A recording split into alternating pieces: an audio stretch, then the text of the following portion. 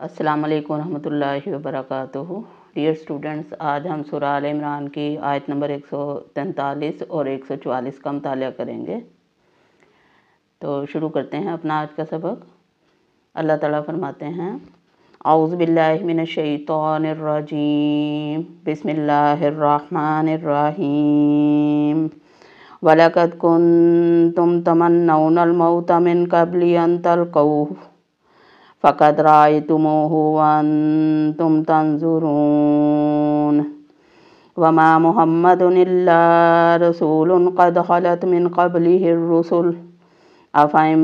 مَاتَ أَوْ قُتِلَ انقلبتم عَلَى أَعْقَابِكُمْ وَمَنْ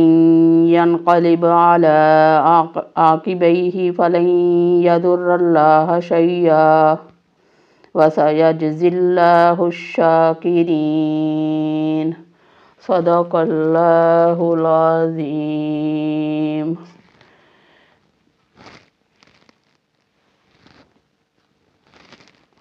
وَلَقَدْ اور تحقیق، تم تھے، تمنونا تمنا کرتے، الموت موت کی، من قبل اس سے پہلے، ان یہ کہ تلقوہ تم اس سے ملے ہو، فقط پس تحقیق، رأیتموہ تم نے اسے دیکھ لیا، وانتم اور تم تنظرون دیکھ رہے تھے، وما محمد وما اور نہیں، محمد محمد صلی اللہ علیہ وسلم، الا سوائے رسول رسول، قد خلت تحقیق گزر چکے، من قبلہ الرسل من سے قبل ہی آپ سے پہلے، الرسل رسول، افئن مات کیا پھر اگر وہ مر جائیں، او قتلا یا قتل کر دیے جائیں، قتلا انقلبتم علی اعقابکم تو کیا تم پھر جاؤ گے اپنی ایڑیوں کے بل، ومن ینقلب اور جو کوئی پھر جائے گا، علی عاقبیہ اپنی دونوں ایڑیوں پر، فلن یضر اللہ شیئا تو وہ کچھ بھی نقصان نہیں پہنچائے گا اللہ تعالیٰ کو،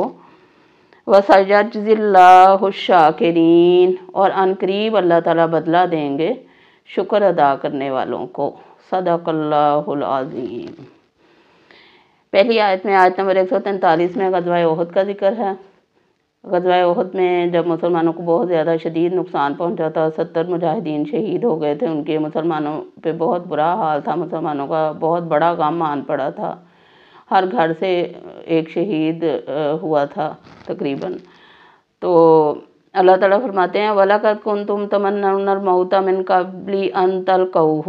کہ تم اس سے پہلے موت کی تمنا کیا کرتے تھے جب ابھی تم اس سے ملے نہیں تھے۔ موت کی تمنا کیسے کرتے تھے؟ ویسے تو اسلام میں حرام ہے موت مانگنا، لیکن یہ شہادت کی موت کا ذکر ہے یہاں، کہ شہید ہونا ہر صحابی کی خواہش تھی کہ وہ شہید ہوں۔ جیسے ہم حضرت خالد بن ولید کا وہ قول دیکھتے ہیں کہ میں نے 100 سے زیادہ جنگوں میں حصہ لیا شہادت کی خاطر، لیکن شہید نہ ہوئے، پھر بھی گھر میں ہی بستر پہ ہی انہیں موت آئی۔ تو یہ اللہ کا حکم ہے، جہاں بھی اللہ نے روح قبض کرنی ہے۔ تو یہاں پہ اس آیت میں اللہ تعالیٰ نے فرمایا ہے کہ تم اس سے پہلے اس جنگ میں شہید، جو آپ کے ساتھی مجاہدین شہید ہوئے ہیں تو آپ کے آنکھوں کے سامنے، تو اس سے پہلے تم لوگ جنگ میں اسی لیے آئے تھے، نیت یہ لے کے آئے تھے، غزوہ احد میں شہادت کی نیت لے کر آئے تھے، تو تم موت کی تمنا کیا کرتے تھے، اور پھر کیا ہوا؟ فَقَدْ رَأَيْتُمُوهُ پھر تم نے اسے دیکھ بھی لیا اپنی آنکھوں سے، اپنے سامنے اس کو محسوس بھی کیا اور اس کو دیکھا بھی، اتنے زیادہ شہید ہو رہے ہیں اور اپنا بھی فکر لگا ہوا ہے کہ ہماری باری بھی آنے ہی والی ہے، تو بہت زیادہ خوف کا ماحول ہے۔ تو اللہ تعالیٰ نے فرمایا کہ تم نے اسے اچھی طرح دیکھ بھی لیا، رأیتمو رایا کا مطلب دیکھنا ہوتا ہے، اور پھر فرمایا وَأَنْتُمْ تَنْظُرُونَ اور تم دیکھ رہے تھے کہ موت کس طرح آ رہی ہے، کس طرح شہید ہو رہے ہیں۔ ناظرہ کا مطلب بھی دیکھنا ہوتا ہے، رایا کا مطلب سمجھ بوجھ کے غور سے دیکھنا اور سمجھنا، ریئلائز کرنا، اور باسارہ بھی دیکھنے کو کہتے ہیں۔ تو اللہ تعالیٰ نے فرمایا کہ اس غزوہ سے پہلے، اس طرح شہید ہونے سے پہلے، اتنی زیادہ شہادتوں سے پہلے تم موت کی تمنا کیا کرتے تھے، اور پھر کیا ہوا کہ تم نے اسے ملے، موت سے ملے، یعنی اتنا قریب سے دیکھا کہ موت سے ملے تم، تلقوہ فقط رأیتموہ، تم نے اسے دیکھ بھی لیا، اور وانتم تنظرون، اور تم دیکھ رہے تھے، یعنی صرف دیکھ ہی سکتے تھے، کچھ کر تو نہیں سکتے تھے اس موقع پہ۔ آیت نمبر 144، اللہ تعالیٰ فرماتے ہیں وما محمد الا رسول، محمد صرف ایک رسول ہی ہیں۔ اب یہاں پہ تاریخ اسلامی کا اور تاریخ انسانی کا ایک بہت ہی اہم سانحہ کا ذکر ہے، یعنی نبی پاک صلی اللہ علیہ وسلم کے وصال کا۔ سن 11 ہجری کی بات ہے،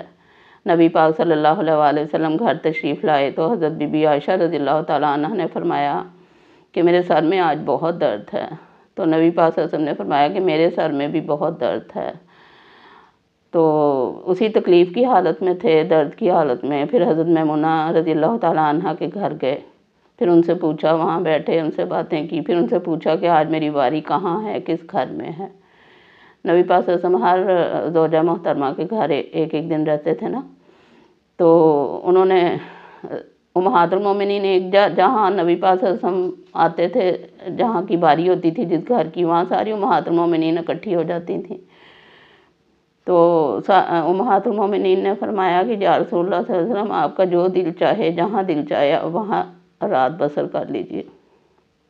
یعنی اپنی باری انہوں نے نبی پاک صلی اللہ علیہ وسلم کی مرضی پہ چھوڑ دی۔ تو نبی پاک صلی اللہ علیہ وسلم حضرت بی بی عائشہ رضی اللہ تعالیٰ عنہ کے گھر تشریف لے گئے، ان کے حجرہ مبارک میں گئے تو وہاں پہ ان کو تکلیف، بخار اور تکلیف بڑھ گئی،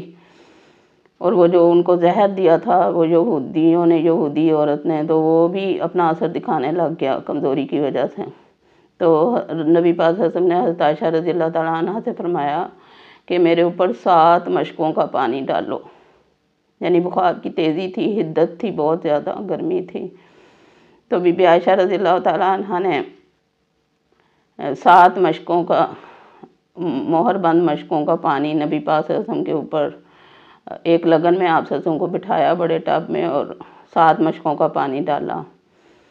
تو پھر نبی پاک صلی اللہ علیہ وسلم کو تھوڑا سا سکون ہوا، پھر آپ صلی اللہ علیہ وسلم تھوڑا سا اٹھ کے بیٹھے، اور پھر کچھ کھایا پیا اور کچھ نصیحتیں کیں امہات المومنین کو۔ پھر حضرت بی بی فاطمہ رضی اللہ تعالیٰ عنہ کے کان میں کچھ کہا تو وہ رونے لگیں، پھر ان کے کان میں دوبارہ کچھ کہا تو وہ ہنسنے لگیں۔ بی بی عائشہ نے پوچھا کہ آپ کو کیا کہا نبی پاک صلی اللہ علیہ وسلم نے، تو انہوں نے نہیں بتایا۔ تو نبی پاک صلی اللہ علیہ وسلم کے وصال کے بعد پھر انہوں نے بتایا تھا کہ نبی پاک صلی اللہ علیہ وسلم نے مجھے فرمایا تھا کہ میں بہت جلد اللہ سے ملاقات کرنے والا ہوں، اور اس کے بعد پھر دوسری دفعہ یہ کہا کہ دنیا میں سے سب سے پہلے تم مجھے آ کے ملو گی۔ تو کہتے ہیں اس بات پہ میں ہنسنے لگی۔ اور ہم نے دیکھا کہ حضرت بی بی فاطمہ رضی اللہ تعالیٰ عنہ صرف 27 برس کی عمر میں نبی پاک صلی اللہ علیہ وسلم کے پاس چلی گئی تھیں، وصال ہو گیا تھا ان کا۔ تو بی بی عائشہ رضی اللہ تعالیٰ عنہ کے حجرے میں ہی رہے آپ صلی اللہ علیہ وسلم۔ اس دوران 1-2 دفعہ مسجد میں بھی گئے ہمت کر کے، پھر ایک دفعہ حضرت ابوبکر صدیق رضی اللہ تعالیٰ عنہ کو مسجد میں امام بنا دیا آپ صلی اللہ علیہ وسلم نے۔ تو ابوبکر صدیق رضی اللہ تعالیٰ عنہ نے آپ صلی اللہ علیہ وسلم کی زندگی میں ہی مسجد نبی میں 17 نمازیں پڑھائی تھیں۔ تو جس دن وصال کا دن تھا اس دن صبح فجر کی نماز نہائے ہیں، نہا کے ایک دفعہ نہائے ہیں، پھر طبیعت نہیں سنبھلی، پھر دوسری دفعہ، پھر تیسری دفعہ، پھر ہمت کر کے اٹھے ہیں، مسجد میں گئے ہیں، پردہ ہٹایا، دیکھا صحابہ کرام نماز پڑھ رہے ہیں، تو آپ صلی اللہ علیہ وسلم مسکرائے۔ صحابہ نے سمجھا کہ آپ صلی اللہ علیہ وسلم آنے لگے ہیں مسجد میں، لیکن آپ صلی اللہ علیہ وسلم نے انہیں ہاتھ کے اشارے سے روک دیا کہ جاری رکھو اپنی نماز۔ پھر آپ صلی اللہ علیہ وسلم حجرے میں تشریف لے آئے، اور حضرت عبد الرحمن بن ابی بکر رضی اللہ تعالیٰ عنہ کے ہاتھ میں مسواک تھی، مسواک دیکھی تو اشارہ کیا۔ حضرت بی بی عائشہ رضی اللہ تعالیٰ عنہ کے ساتھ آپ صلی اللہ علیہ وسلم بیٹھے ہوئے تھے سہارا لے کے، تو بی بی عائشہ رضی اللہ تعالیٰ عنہ نے مسواک لے کے اسے چبا کے نبی پاک صلی اللہ علیہ وسلم کو پیش کی، تو نبی پاک صلی اللہ علیہ وسلم نے مسواک کی، اچھی طرح مسواک کی، پانی کا پیالہ پاس رکھا ہوا تھا، تو پھر حکم دیا لونیوں کے بارے میں، غلاموں کے بارے میں، اور پھر آخر میں یہی کہتے کہتے رخصت ہو گئے کہ اللہ سے ملنے کا وقت آ گیا ہے، رفیق الاعلیٰ سے ملنے کا وقت آ گیا ہے۔ تو جب نبی پاک صلی اللہ علیہ وسلم کا وصال ہوا تو صحابہ کرام کو پتہ چل گیا، یہ جنگل کی آگ کی طرح پھیل گئی خبر۔ اب صحابہ کرام جو تھے وہ تو اپنے ہوش ہی گوا بیٹھے، حتیٰ کہ حضرت عمر جیسے مضبوط صحابی جو تھے وہ بھی، ان کا بھی برا حال تھا۔ وہ کہتے تھے کہ نہیں، جو کہے گا کہ محمد صلی اللہ علیہ وسلم فوت ہو گئے ہیں میں اس کا سر اڑا دوں گا، ننگی تلوار ہاتھ میں لیے ہوئے تھے کہ جو کہے گا نبی پاک صلی اللہ علیہ وسلم فوت ہوئے ہیں میں اس کی گردن اڑا دوں گا۔ اس قدر اثر ہوا تھا ذہن پہ صحابہ کرام کے۔ تو ابوبکر صدیق رضی اللہ تعالیٰ عنہ کسی سلسلے میں باہر تھے مکہ سے، پھر جب آپ کو خبر ملی آپ واپس آئے، آ کے حضرت بی بی عائشہ کے حجرے میں، کیونکہ حضرت ابوبکر صدیق کی بیٹی تھی نا بی بی عائشہ رضی اللہ تعالیٰ عنہ، حجرے میں گئے، پھر نبی پاک صلی اللہ علیہ وسلم کا چہرہ مبارک دیکھا، ماتھے پہ بوسہ دیا، اور پھر تدفین وغیرہ کے معاملات سنبھالے۔ تو اس موقع پر صحابہ کرام جو تھے وہ بہت دل گرفتہ تھے، ہر کوئی ہمت ہار گیا تھا، اور جو نو مسلم تھے وہ تو یہ سمجھنے لگے تھے کہ اب اسلام بھی ختم ہو گیا، نعوذ باللہ، نبی پاک صلی اللہ علیہ وسلم کے جانے سے اسلام بھی ختم ہو گیا۔ لیکن ابوبکر صدیق رضی اللہ تعالیٰ عنہ جب حجرے سے باہر آئے تو انہوں نے صحابہ کرام ایک تقریر کی اور انہوں نے خطبہ دیا اور فرمایا کہ جو کوئی یہ سمجھتا ہے کہ نبی پاک صلی اللہ علیہ وسلم اللہ کے بندے اور رسول ہیں، وہ تو یہ سمجھ لے کہ نبی پاک صلی اللہ علیہ وسلم فوت ہو گئے ہیں، اور جو نبی کی عبادت کرتا تھا تو وہ سمجھ لے کہ وہ اللہ کے رسول اور بندے تھے تو وہ فوت ہو گئے ہیں، اور جو اللہ کی عبادت کرتا ہے وہ سمجھ لے کہ اللہ ہمیشہ رہنے والا ہے، اسے کبھی موت نہیں آنی۔ اور پھر صحابہ کرام کو یہ آیت پڑھ کر سنائی، سورہ آل عمران آیت نمبر 144۔ تو آیت میں اللہ تعالیٰ نے یہی فرمایا ہے کہ وما محمد الا رسول، اور نہیں تھے محمد صلی اللہ علیہ وسلم صرف ایک رسول، قد خلت من قبلہ الرسل، آپ سے پہلے بھی بہت سے رسول گزر چکے ہیں، افإن مات او قتل انقلبتم علی اعقابکم، پھر اگر وہ فوت ہو جائیں یا انہیں قتل کر دیا جائے تو کیا تم اپنی ایڑیوں کے بال پھر جاؤ گے؟ وَمَن يَنقلب عَلَىٰ عَقِبَيْهِ فَلَن يَضُرَّ اللَّهَ شَيْئًا، تو جو کوئی اپنی دونوں ایڑیوں کے بال پھر جائے گا، یعنی اسلام کو چھوڑ دے گا، مرتد ہو جائے گا، اپنے پچھلے مذہب کو اپنا لے گا، تو